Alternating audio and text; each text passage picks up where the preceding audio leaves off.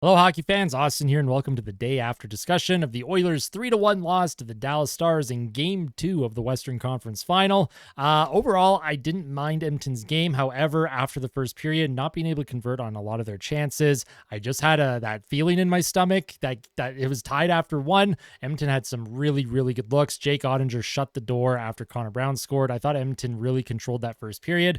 And then in the second period, Dallas controlled probably the first 10 minutes. I liked Edmonton's game in the last half of the second, and then the third period was pretty much all Stars. I did not like how Edmonton played in the third period. I did not like how Kris Knoblauch coached in the third period, so there's going to be a lot to talk about in this video.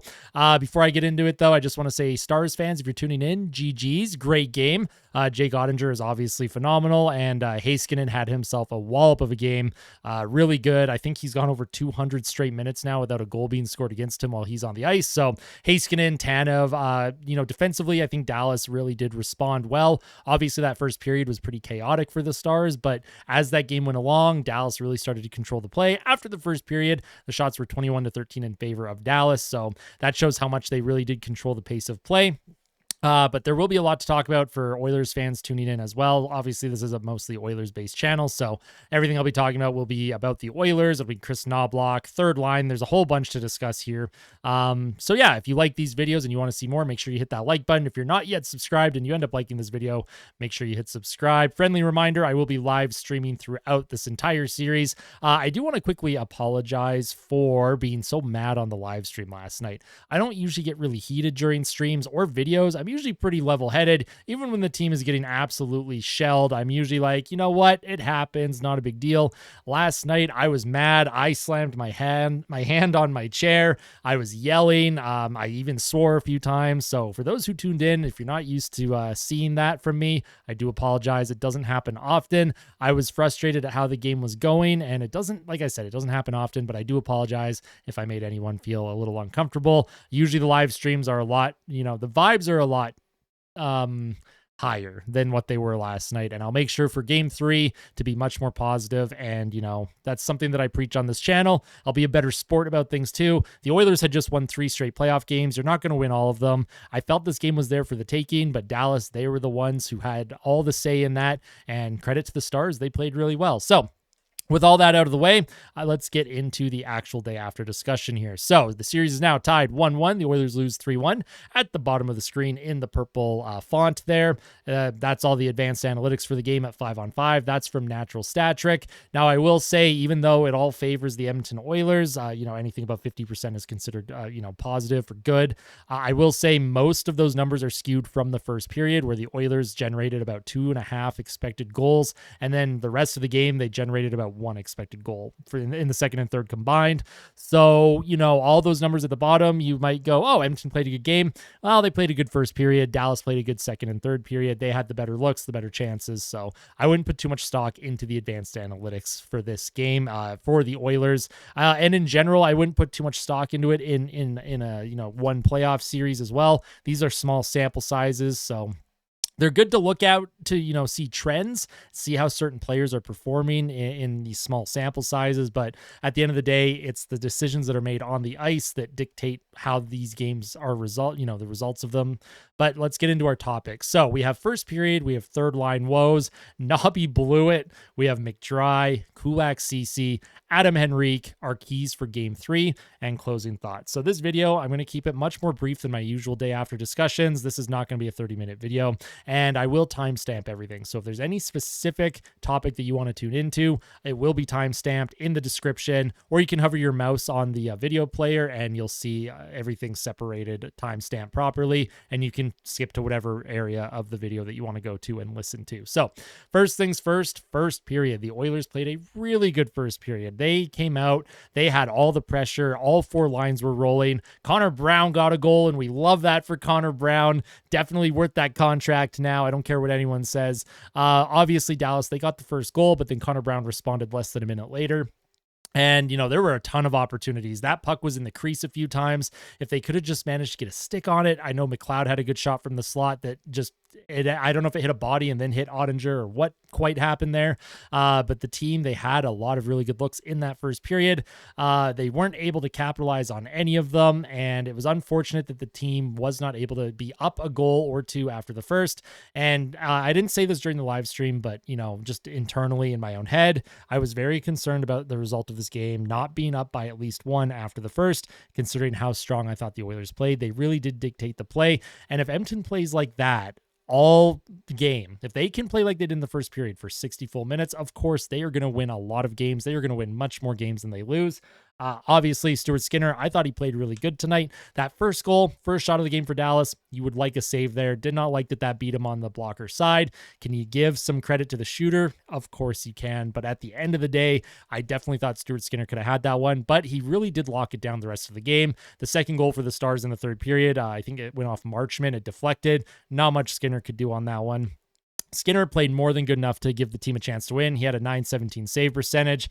He had 0.7 goals saved above expected. When we look at Stuart Skinner and we're like, hey, just give us a chance to win, Stuart Skinner gave the team more than enough chance to win this game.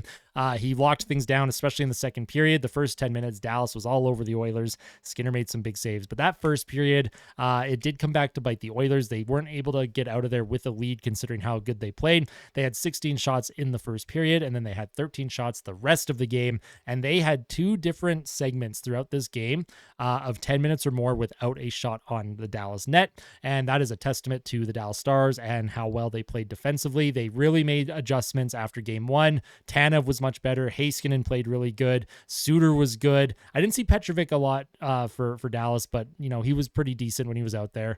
That whole defensive core for the Dallas Stars, they are big. They're good with their sticks. The amount of shots that the Oilers are trying to get through traffic and the amount of passes they were trying to get through, Edmonton was not able to get anything through. The Dallas Stars, really good with their sticks, really good with their bodies, getting into position. That first period, though, Edmonton probably deserved better. At the end of the day, Ottinger ended up playing better, and the Dallas Stars, they bent, they did not break, and then they pushed the rest of the game, came out on top with the 3-1 win. So with all that said, we will move on to third line woes. So the Edmonton Oilers third line of Ryan McLeod, Warren Foegele, and Derek Ryan. This line continues to be an absolute black hole. They are not producing anything, and they're on the ice for a lot of goals against right now. Derek Ryan on the Dallas Stars' second goal.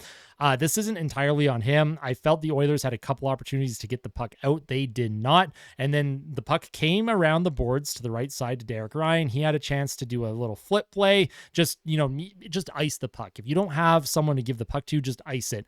Derek Ryan was a little weak on that puck, did not clear it past the defender. Dallas shoots it from the point. It deflects off Marchment and in behind Skinner, 2-1, and that pretty much sealed the deal. But that third line, McLeod has 0 goals, 0 assists, 0 points. Derek Ryan has 0 goals, 0 assists, 0 points. Warren Foegele has 1 goal and 1 assist, I think. I think he assisted on Connor Brown's goal tonight. But at the end of the day, those three are not getting it done. I don't know who you take out.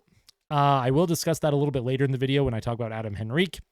That third line, they have not been good enough. They have not been giving the team strong enough minutes. And for how good some of these players are on the penalty kill, like McLeod and Derek Ryan, at the end of the day, 5-on-5 is where the majority of the game is played, especially in this series. The officiating, they are not calling penalties like they were in the regular season. They pretty much let them play tonight. And if that's the standard, I'm okay with it. Let the players decide. I did think it was kind of funny, though, that when the game was out of reach, so Oilers were down 3-1, they finally got a power play with like a minute 30 left. I thought that was kind of funny, and then it was taken away immediately because of Andrew Kane hooked was it Jamie Benn or something in the wrists with a minute left. I don't know, not that it matters, not that it made a difference in the game, but the officials, they're letting them play. The Oilers need more from that third line. The fourth line has chipped in. Janmark scored in game 5 against Vancouver. Connor Brown scored tonight. Carrick, he's in there, he's able to win some faceoffs. They're putting in quality minutes, that fourth line. The third line is absolutely not putting in the quality minutes that you would expect from them. I don't know who you take out, but I do have a couple of ideas. Once I talk about Adam Henrique, though, later in this video, I will discuss that. Next thing I want to talk about is Kris Knoblauch. Nobby blew it.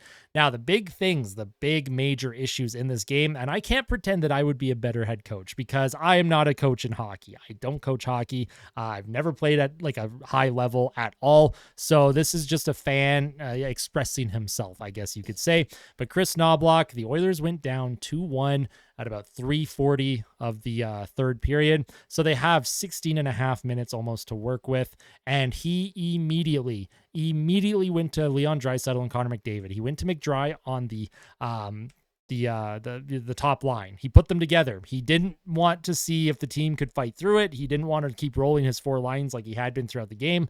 Edmonton went down 2-1, and Kris Knoblauch, it's like he threw his hands in the air and went, all right, I'm putting these two together now. And the Oilers, I'm pretty sure they went 10 minutes without a shot on goal after he did that. Like, that's how much the team was struggling when McDavid and Draisaitl were put back together. All Dallas had to do was defend that top line, because no one else gets it done. Ryan Nugent-Hopkins with Holloway and Evander Kane, they don't get it done together. There's metrics that show that they don't get it done together. And then, of course, the third line was a black hole for a lot of the night. And the fourth line, they got that goal in the first period. They grind and they work hard, but they're not giving you a lot of scoring chances, So I did not like that decision from Kris Knoblauch. I thought that was a panic decision.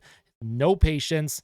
I don't know if that was him just trying to, if he was just trying to boost the team, he was just trying to spark something. I don't know what that was. It's out of character for Kris Knoblauch to just suddenly go back to McDavid and Draisaitl, considering how much he has kept them separated throughout the postseason. The only times that they usually play together are after penalty kills. They'll put them together just to try and take advantage of maybe a third or fourth line shift for the opposing team.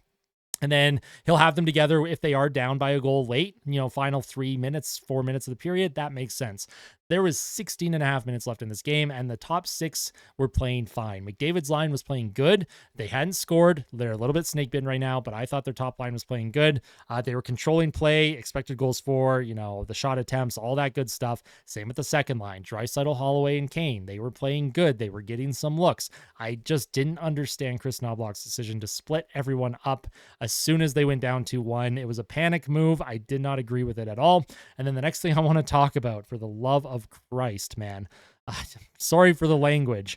So the Oilers are down 2-1. There's about 2.5 minutes left. Evander Kane is skating the puck into the Dallas Stars zone. He's all alone because Edmonton is doing a wholesale change. They want to get their guys out because they're about to pull the goalie.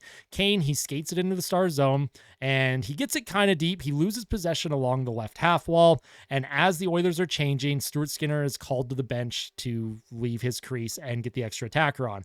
Well, Kane, he's by himself against all the Stars defenders who have collapsed into their zone. Dallas gets possession. They put it up the middle of the ice.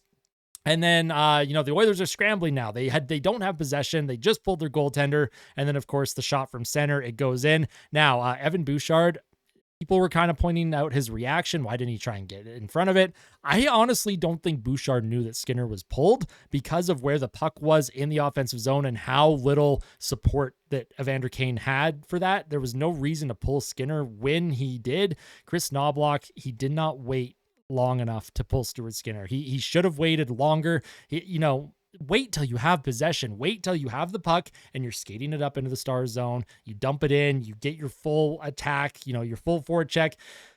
That decision from Kris Knoblauch, just that actually made me really mad. That's when I slammed my hand on my chair. I was so mad because it's like, you don't have possession. You have one forward checker against 4 Dallas Stars defenders. Kris Knoblauch is better than this. I'm assuming Kris Knoblauch is going to adjust. He is going to be much better in game 3. However, if he coaches the rest of the series like he did tonight, this series is done in 5, and I'm not being hyperbolic here. Nobby did blow it tonight.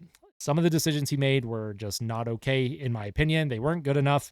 And again, it's easy for someone like me who's sitting live streaming and drinking a beer here and there. And, I'm not a high-end coach in the NHL. So it's easy for me to criticize it. Kris Knoblauch needed to be better behind the bench. I think he failed his players as much as the players failed Skinner, just in general after that first period. So Kris Knoblauch, I hope he owns some of what happened tonight. I did not like his coaching decisions at all. But the next two players I want to talk about, Connor McDavid, Leon Draisaitl. Now, I am going to take my glasses off. I'm going to keep talking, though, while I wipe them. They do get pretty fogged up when I'm, in my recording room. It gets warm in here. So McDavid and Draisaitl, a lot of talk about them not showing up tonight. I disagree. They showed up, but Ottinger made saves, and Dallas's defenders were really good at preventing, high danger looks. They were good at preventing the puck from getting in these high danger areas. They were good at preventing shots. They were good at preventing passes into, the back door area. At the same time, I do think they're trying to pass too much, especially McDavid. Even though McDavid, that first couple shifts he had that nice wraparound opportunity, came out in front on the backhand. So he's using his speed on the forecheck to skate behind the net. But Dallas is doing a good job keeping them to the outside. McDavid and Draisaitl, they are going to be better. They are going to adjust their game. You would have liked at least one of them to get a goal tonight. Obviously, the fourth line got a goal for Edmonton, and for all the talk about the depth in this series and the Dallas Stars, they have more depth than Edmonton. Well, the Oilers' depth showed up tonight. They got one goal. You expect your top guys to get some goals too. The top guys did not get any goals tonight. A couple guys were pretty invisible up there. But again, Dallas played really good defensively, kept everyone to the outside. But for Connor McDavid, Leon Draisaitl, they were put together in the third period, like I mentioned, with 16 and a half minutes left. And they haven't played together that much over the last several games in the postseason. And you could tell they haven't really been playing a whole lot together. They just didn't look great. They had one really good shift. They had a couple opportunities with about 4 minutes left. They had some good looks. Bouchard had some good looks. Just waiting a little too long on their shots, I think, though. But at the end of the day, you do need more from your top two players, and it's hard to ask for more from them because of how much they produce for this team. They are the drivers of the offense, and when they're not going, you're not usually going to win. You're not going to score more than a goal in a game, which is exactly what happened tonight. So when we talk about McDavid and Draisaitl, do you want more? Yes. Is it their fault? No. And for Kris Knoblauch, don't put them back together just please don't. Unless you're down by one with like 2.5 minutes left and you pull the goalie, then you put them together, or it's after penalty kill like usual. That's usually how they do it.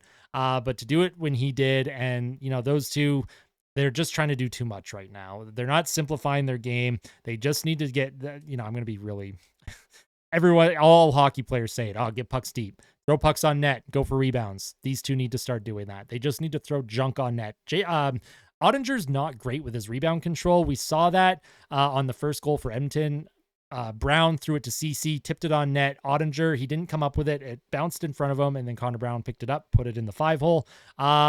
So for the Oilers, and like the crease is chaotic with Ottinger. If you're throwing the shots low in his pads, that puck is going to not be covered right away, and it is pure chaos in the crease. We saw that in the first period. We saw how often there were just mad scrambles in front for the puck. For Edmonton, their top players, just throw something on net, have Hyman, Nugent Hopkins, have these guys just crash the crease, try and shovel a puck in, because you're not going to be able to get these cross ice passes that they're trying. You're not going to be able to get the one-time opportunities that they're trying to give Draisaitl. It's just not going to happen. I'm just going to put that out there. Now, the next two players I want to talk about, and oh my God, did they ever have a bad game, was Brett Kulak and Ceci. Now, Kulak is usually much better. However, the longer these two play together, the longer Kulak is with Ceci as a partner, you're starting to see things crumble here. And this isn't entirely on Ceci or entirely on Kulak. A lot of this falls on Ceci because Ceci is a black hole at all times. It doesn't matter when I, praise him. He's usually he's always at the bottom of the defender list in terms of the advanced metrics. So Ceci, Brett Kulak, not a good game from them tonight. They were instrumental in Dallas winning this game. Brett Kulak just looked horrible. In game one, he had that bad giveaway that Dallas scored on. Tonight, Kulak and Ceci, it's like they couldn't even make a simple pass 2 feet in front of them. Ceci, he jumped up in the play a couple times. Yes, he got an assist on Connor Brown's goal. Woohoo, that's great. Awesome. Learn how to defend in your own zone. Like, please. And at the end of the day, I would not be upset if Ceci just came out. Take him out. Play Philip Broberg. I am so tired of Ceci. I know the team won 3 in a row, and I shouldn't be this intense. The series is tied 1-1 going back to Edmonton. Home ice advantage is in our favor here. But like, how much more does an organization, and how much more do the fans have to watch Ceci on the ice for this team to just make the decision to finally put us out of our misery, put Ceci out of his misery, and take him out of the lineup? They keep playing him, and I know he's instrumental on the penalty kill. I get that. I understand that. But Ceci he's not been good. This postseason has been horrible. Darnell Nurse hasn't been good either. Darnell Nurse has 2 assists and he's a -10 in the postseason. I'm pretty sure he has the worst plus minus of everybody in the entire playoffs. So this isn't just on Ceci, just on Kulak, but those two specifically were absolute black holes on the ice tonight. They were dreadful. Every time they were on the ice, Dallas had the puck in the zone. The Oilers could not get out of the zone. They had an extended shift in their own end in the second period. They could not clear it. These guys have ample opportunity to get the puck out usually, and they're really struggling right now. So I imagine Knoblauch and Coffey, they're going to keep them together for at least one more game. See how they play in game 3. If they bounce back, great, keep them together. If they continue to play poorly and you go down 2-1 in the series, well, start changing things up, because Cody Ceci, he brings down Darnell Nurse. Now he's bringing down Brett Kulak, and Brett Kulak is usually pretty dependable on that third pair. But this is the Cody Ceci factor right now. So we need more from those two if this team wants to have any kind of success. Now, the next player I want to talk about is Adam Henrique. He did take pregame warmup, but he did not take line rushes. He did not play, probably just testing that foot. I believe it was a foot issue. He's probably healthy enough to play. He's probably good to go. I would imagine he's going to be inserted into the lineup in game 3. There's a lot of talk about who you take out of the lineup. A lot of fans want Ryan McLeod out. A lot of fans want Derek Ryan out. A lot of fans want Sam Carrick out, Warren Foegele. So I don't think it matters who they take out. What matters to me is the style of player that they take out to put Henrique in. Henrique is not a fast skater. He is a skilled player who can win faceoffs and he can penalty kill. So whoever they take out, whether it's McLeod, Ryan, or Foegele, or Carrick, all of them penalty kill. So Henrique would just slot in whoever you take out. At the end of the day, though, this series is fast-paced. Both these teams play incredibly fast. Like, this is way faster paced than the Canucks series. A lot of times it is back and forth, and the pace of play, the speed of these players on the ice is very high. If you're putting Adam Henrique in, who's not very, he's not very fast at moving his feet, you don't want to take out someone like Foegele or McLeod, in my opinion, because you're taking out a speed element to put in a slower player. If you have Henrique on a line with Derek Ryan, well, you're probably never getting the puck out of your own zone, and you're probably never getting the puck past center ice. There's no chance for attack off the rush with those two on the same line, or even in the bottom 6 together. I would personally, if you're taking anyone out, probably Sam Carrick. I know Derek Ryan had a really, really bad game last night. One of his worst games. He did not clear the puck on the 2-1 goal for the Stars. You could take, there's an argument for McLeod putting up zeros across the board. Derek Ryan's putting up zeros across the board. Warren Foegele, I haven't minded Fogel's game, but again, there's a speed element that I want the team to continue to play with. There's a pace of play that I want them to have. I would probably take Sam Carrick out and then put Adam Henrique in centering. I would then put Derek Ryan 4th line center, have Adam Henrique move to the 3rd line center slot, and then have McLeod and Foegele on Henrique's wings, and then have Janmark and Brown on Ryan's wings. Janmark, Ryan, and Brown, they have the numbers and metrics that show that they can work well together. So Carrick would be the guy I take out. And it's not that I disagree with people that want McLeod out or want Foegele out or whoever. At the end of the day, I think Sam Carrick, what he brings to the team is faceoffs, which is good, and he can hit, which is fine, but there's not a lot of hitting going on in this series right now. The Oilers only threw 20 hits. Let's take a look at the Dallas Stars. They threw 31. So, this is not a incredibly physical series. I think the hits were pretty similar in game 1. Someone can correct me if I'm wrong, though. I don't think you need Carrick in there for, the grit factor. So Carrick is probably the odd man out to me. You guys can let me know what you think, though. Who would you take out? Just let me know in the comment section below. Knoblauch has a tough decision there. I think you can take anyone out of the bottom 6 to put Henrique in, and it would be fine. But if you're taking a speedster out, I want a speedster replacing them. And we don't have any speedsters, waiting in the wings right now. We have Gagne and Henrique. And who's our other guy? There's someone else. Projected lineup. We have Henrique, and Perry. That's right. Perry is the other extra forward. So there's not a lot of speed that can come into the lineup. So I don't want to take any speed out and put a slower player in. And that's not to disrespect Adam Henrique. He's a smart player. He's usually in good position, good with his stick, good on faceoffs. He can penalty kill. But at the end of the day, we'll see what Kris Knoblauch does. Now, keys for game 3. There's a couple specific keys here. Normally I would talk about special teams, but that hasn't really been a factor in this series at all. Both teams aren't getting a lot of power plays. Edmonton, they got 2 power play opportunities last night. They only got one in, one? Yeah, it was one in game 1. And Dallas, they got 5 in game 1, and I think they had 1 last night. So, like, there's not a lot of power plays being given. I think special teams isn't a huge key. Obviously, if Edmonton manages to get a power play or 2, yes, you want to convert. You need to make them pay. The Oilers could have taken the lead on the power play last night, but they did not convert on their power play, and it looked pretty anemic, honestly. There was a lot of standing around waiting for a play to happen instead of players being mobile in the Dallas Stars zone. They were trying to force passes across the ice. Didn't work. So keys for game 3, they need to manage the puck better, right from their own zone, in the neutral zone, and the offensive zone. Another key is going to be get pucks on net. I know it's easier said than done. I know the Dallas Stars are good at blocking shots. Throw junk on net. Throw junk on Ottinger and crash the crease. Now, the next key for game 3 is Kris Knoblauch. He needs to trust his lineup. He needs to trust his guys out there. He needs to not immediately, at the first sign of adversity, go to Connor McDavid and Leon Draisaitl on the first line. Keep the lines the same, roll your 4 lines, put trust in your team. And then my next key to the game is find a way to score more than 1 goal. Again, way easier said than done, but those are my main keys to the game. They need to manage the puck better, and they need to be a little bit better 5-on-5. They're getting the goaltending. Stuart Skinner is giving them the goaltending. This is the goaltending that every Oilers fan has been asking for. This game is not on him. He only gave up 2 goals. In fact, Stuart Skinner has not given up more than 2 goals in a game since game 3. Was it game 3 against Vancouver? I'm pretty sure it was the last time he gave up more than 2 goals in a game. So Stuart Skinner, he's giving them a chance here. All right. Be better 5-on-5, score a power play goal if you get one.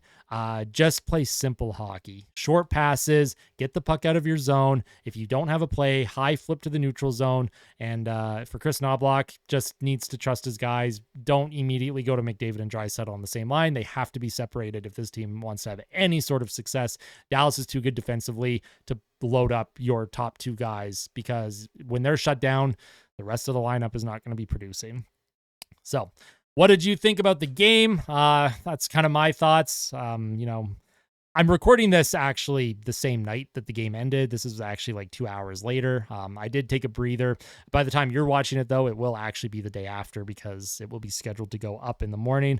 Let me know your thoughts on the game. Let me know what you think Edmonton has to improve on for game 3. Let me know what lineup adjustments you would make as well. If you like this day after video and you want to see more, make sure you hit that like button. If you really liked the video today and you're not yet subscribed and you want to see more content, make sure you hit subscribe. If you want to tune into the live streams, I will be live again on Monday night for game 3, doing live stream commentary. I cannot wait. It's going to be exciting. The Oilers crowd is going to be absolutely mental. It's going to be a really good time. So thank you everyone for your support. Thanks for tuning into the live streams. Thanks for all the likes and comments and all that good stuff. Truly, truly appreciate it. And again, I do apologize for being a little more intense than usual the last, live stream. And even this video, you could probably tell that I'm a little bit more on edge than usual. So I'll see you all next time. I know I said this video was not going to be 30 minutes. It's almost 30 minutes. So tell someone that you love them, okay? Super important to me. Make sure you tell someone that you love them. Take care, Oil Country. We'll see you soon.